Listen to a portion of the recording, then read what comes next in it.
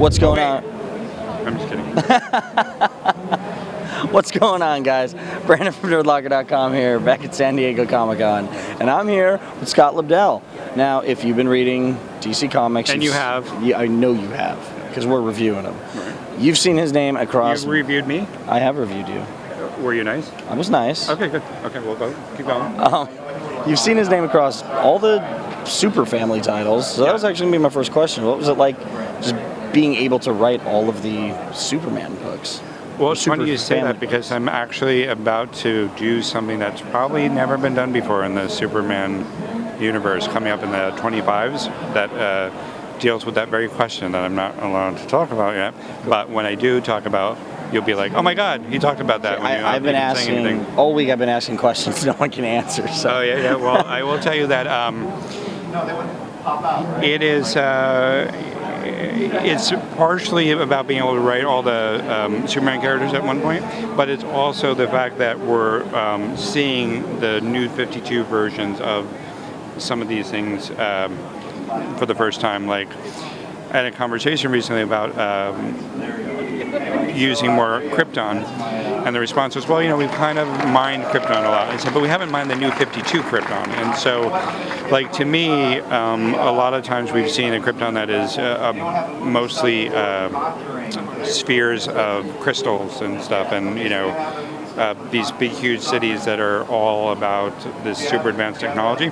But to me, there's no reason to think that Krypton, as big as it is, doesn't have a handful of major cities, but then huge swaths of, very hostile environments where, a whole bunch of different life forms have grown, and, even before the Phantom Zone, they had to send their criminals somewhere. So, did they send them into these environments where other colonies have started and stuff? So I really want to be able to examine all of the Superverse in ways that we haven't seen before. So that's been a lot of fun. So you're kind of telling us that Superman, the Super Family, isn't the only Kryptonians? Well, for the moment they are, but I think that the good thing is that there's such a rich history of Krypton that existed before Superman left, that there's no reason that we shouldn't be able to examine. Like, Game of Thrones is a perfect example of a show that is exists in this kind of timeless space on our world, presumably. Yeah. There's no reason we shouldn't be able to go in and have fun with this world that he came from. You saw the movie? Yeah. Yes, to me, like, that first half an hour of the movie with Russell Crowe and whatever, I could have watched the whole movie just on Krypton and Russell Crowe. It was great. So that's kind of what there's no reason we shouldn't be mining as much of the Superverse as we can. So whether it's I also want to get into the Phantom Zone. I have this theory that everything we know about the Phantom Zone, everything we've ever learned about the Phantom Zone, is only like one cell block worth of the Phantom Zone.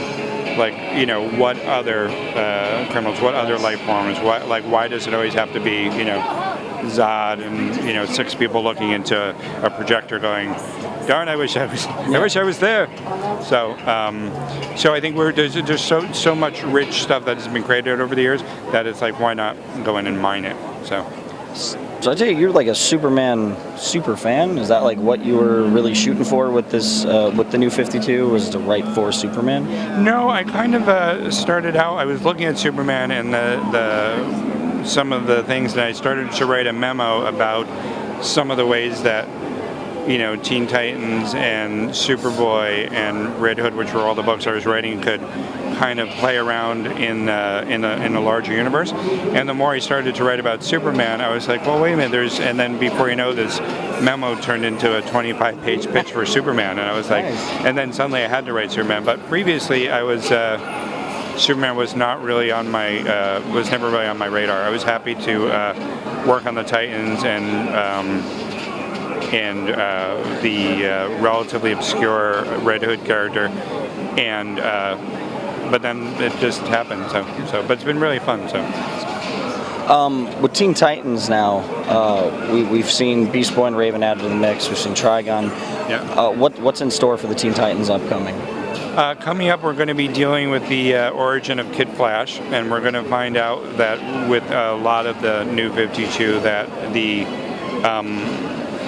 origin based on the changes to the Flash character have necessitated changes to Bart's origin, and we're going to find out that yes, he's still from the future, but his life before coming here is going to be drastically different than we have imagined. And I know you don't want to like ask questions that people can answer, so I will tell you that he probably has more to do with the Malcolm McDowell character in Clockwork Orange.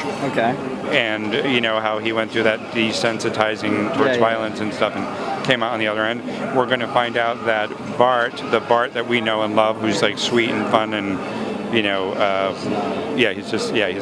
much darker, and so that'll be scary. So being that now, like I said, Raven, Beast Boy are around, are you planning on introducing more classic Titans characters, or do you have newer characters we're going to be seeing? I kind of am going to be, this is another little scoop here that you can have, is that I think I'm going to be getting the membership down to 5.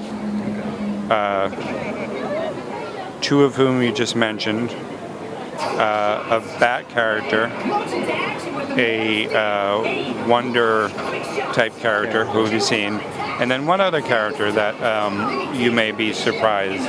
You will be surprised. You'll be stunned when you see who this 5th character is. But there'll only be 5 characters, and then at least for the next year, I want to just focus on those 5, because I think what happened is, in fact, I'll give you another scoop, is that Bunker bids farewell for about 6 months at the end of issue 23. So I'm just going to concentrate on these 5 characters for the next year, because 20 pages an issue, 7-8 characters, that means 2 pages of character development per issue. So I'm trying to shrink it down. So well, that was the next question I was going to ask, is being that you write books with solo characters, and then you have a team book like Teen Titans. Which is more challenging for you? I don't know. I mean, it's I find the question challenging. I don't find the writing challenging. I do. They present different. Like with Superman, you get to deal with Superman, but then you get to deal with him interacting with either the villains or Lois or Kat or Jimmy. With a team book like Teen Titans, you don't need, Kid Flash doesn't need his Flash Thompson and his, I shouldn't say that. He doesn't need his Jimmy and his Lois and his Perry White. He just needs Wonder Girl and Red Robin and that other character we were referencing, the mysterious character. So because the characters become their own supporting cast, so it's just a different different dynamic. You can so I think I wouldn't say they're challenges. I think both books and type of books present different opportunities. How's that? So. Perfect. All right, well, this is Mr. Scott Lobdell. Make sure you're reading Teen Titans, Superman, and check out any book his name pops up in the DC universe. Thank you very much for your time, sir. Any universe. Earth. Anywhere on Earth. Thank you. I'm Scott Lobdell, and you are watching Nerdlocker, the place for your inner nerd. It's here somewhere. It's under, check the, do you have the combination? Does anybody have the combination to the Nerdlocker? Because I locked my Nerdlocker in the I locked my nerd in the Nerdlocker, and I don't have the combination. This is very embarrassing.